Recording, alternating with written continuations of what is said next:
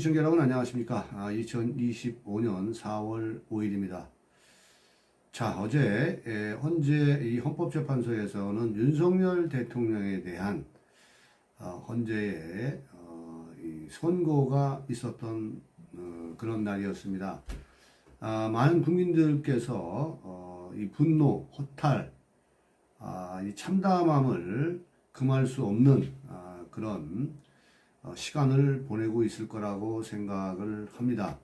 그래서 오늘은 이 송영진 방송에서 이 헌재의 그 8대 0이라는 전원일치의 이 판결에 대해서 그 입장을 우리 시청자 여러분께 좀 밝혀드리려고 합니다.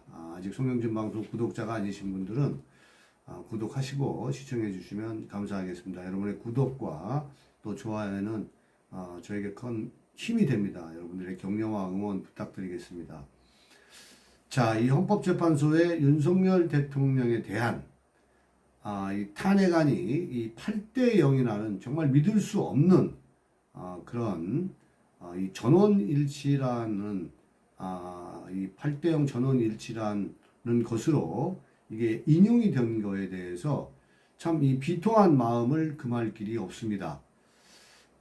그 이유는 이 자유진영의 입장에서는 윤석열 대통령에 대한 호불호를 떠나서 이 헌정 질서의 중단은 막아야 했고, 또 자유민주 수호의 싸움에서, 그러니까 자유민주주의 체제, 자유민주주의 시장 경제, 이 싸움에서 이 자유진영이 질 수가 없었고, 이는 이 보편적 가치 실현을 위한 우리 이 국민들의 어떤 그 투쟁의 그런 시간들이었습니다.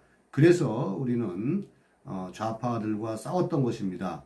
무엇보다 뭐 많은 국민들께서 뭐 같은 생각을 하실 거라고 생각을 하는데요. 이재명을 무엇보다 용서할 수가 없었고, 또 이재명의 나라는 안 된다라는 그러한 분명한 명분이 있는 그런 저항이었고 투쟁이었습니다.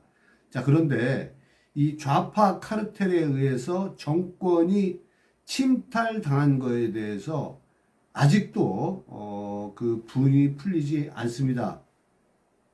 제가 보는 입장에서는 이 헌재의 이 선고문은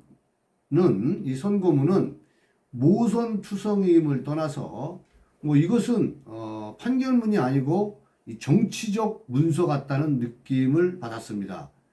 자, 이것은 왜 이런 현상이 일어나냐면요, 이것은 사법의 정치화의 어떤 극단적인 사례이고, 또 윤석열 대통령에 대한 방어권은 철저하게 저는 무시되었다고 봅니다. 어떻게 이 국회에 탄핵 소추한 이 5가지 모두가 모조리 인정될 수가 있나요? 이제 대통령이 이렇게 되면 이제 대통령의 비상계엄은 헌법에서 삭제되어야 되죠. 헌법에서 사문화되었다고 봅니다.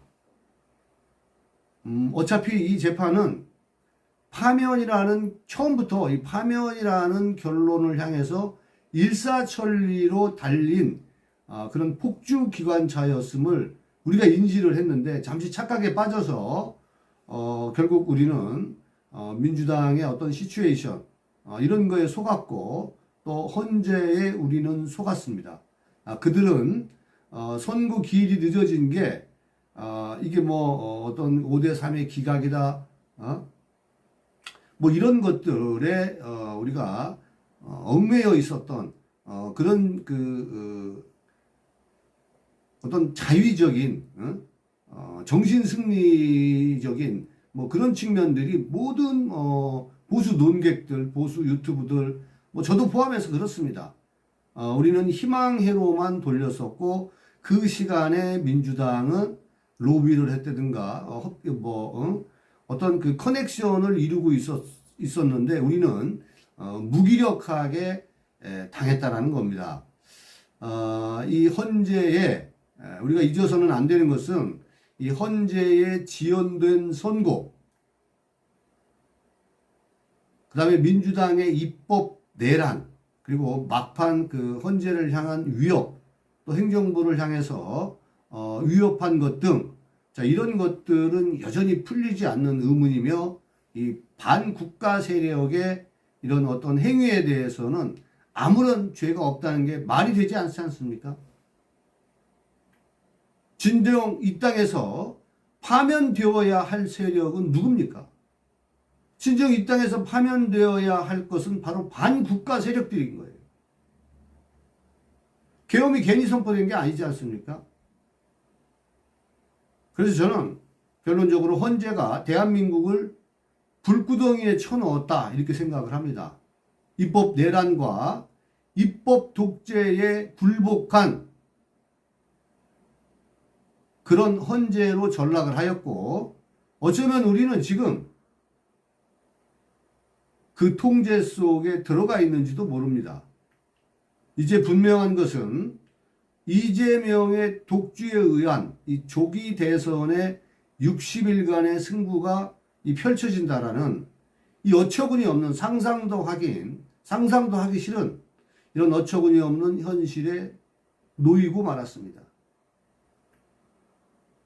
저는 이 모든 책임은 국민의힘당에 있고 그 다음에 한동훈한테 있다고 생각을 합니다.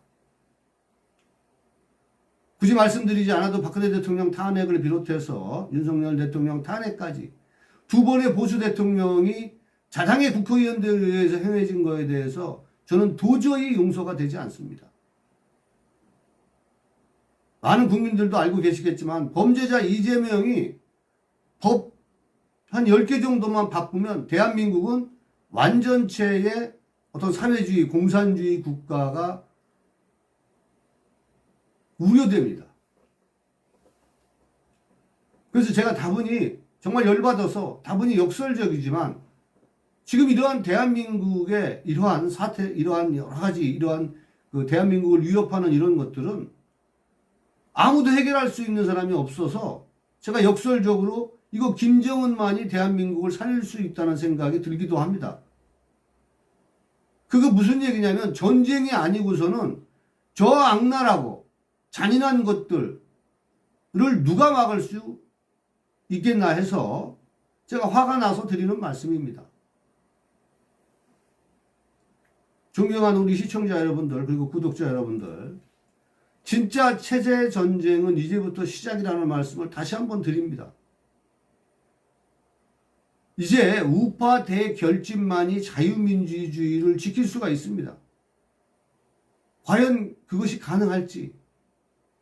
이제 대선에 이제 60일밖에 안 남았는데 민주당은 다 준비가 되어 있는데 국민의힘당은 과연 우파 대결집을 할 수 있는 지도자가 있는지. 아마 박근혜 대통령 때처럼 저는 보수는 또 우리가 뭐 배신자 하지만은 배신자를 심판하지 않은 결과가 또다시 윤석열 대통령, 박근혜 대통령 때 배신자들을 심판하지 않은 그런 결과가 윤석열 대통령의 탄핵까지 이어졌는데 과연 보수 국민들이 또 그 사람들을 배신자들을 심판할 수 있을런지 그런 능력이 있는지 저는 많은 의구심을 갖습니다. 또 한동훈이 대세다 이렇게 나오는 사람들도 있을 거라는 생각이 드는 거죠.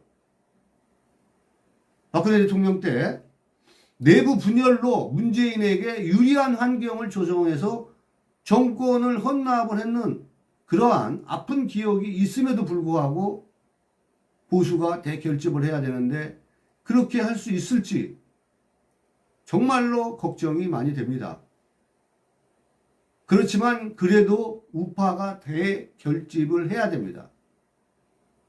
이것은 커다란 숙제이지만 반드시 이루어내야지만이 이재명의 나라를 막아낼 수가 있는 겁니다.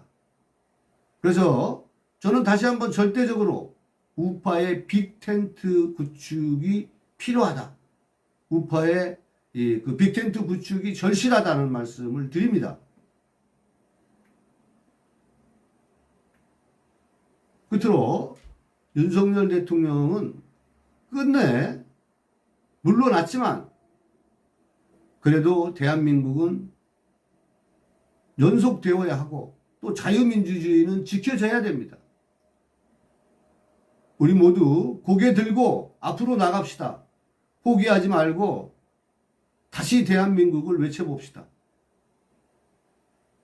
그리고 다시 한번 여러분들께 저희 송영진 방송에서 희망의 회로를 돌리면서